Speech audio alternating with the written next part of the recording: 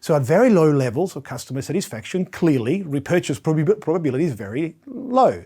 And when you really anger your customers, you might turn them into so-called customer terrorists, those that will go out of their way to spread negative word of mouth. Now, as customer satisfaction increases, repurchase probability increases somewhat, but then we hit this area of, I like to call it customer apathy. This is the area where incremental improvement in customer satisfaction don't necessarily lead to an increase in loyalty. So a customer that gives you a 3.5 out of 7 on a customer satisfaction survey is just as loyal as somebody who gives you a 4 or a 4.5 or even a 5. So there's this flat area where improving customer satisfaction is not associated with any customer stickiness. They're not loyal. Customer loyalty tends to kick in at extremely high levels of customer satisfaction when we created this so-called apostles, the ones that will go out of their way to recommend our business to others, the promoters, right? It's people that have a very strong and positive relationship with us.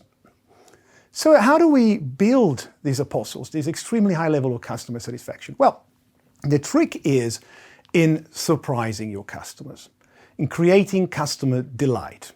Customer delight is this area of extreme customer satisfaction that we managed to achieve through a mixture of joy and positive surprise that is beyond the customer's expectations. So it's not enough to meet customers' expectations, to delight them, we need to exceed them.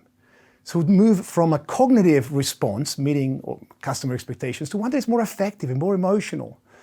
For example, due to a combination of high product quality and low price. What a great way to surprise your customers. Or it could be about ease of use, making your product extremely user-friendly, intuitive, and making sure the support personnel, for example, are highly trained and enthusiastic. It's not just about being competent, but going beyond that. It could also be about variety.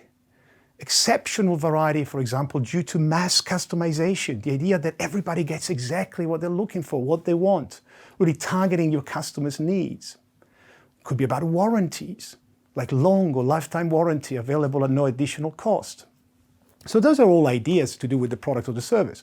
Or it could be just about the personnel and the store experience, memorable, for example, due to courtesy, empathy, special efforts, and maybe a high level of knowledge of your personnel.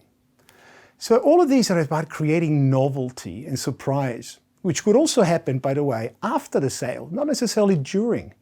For example, the availability of emergency service, or post-purchase customer support, or service recovery availability. All of these things are all great ideas to create customer delight.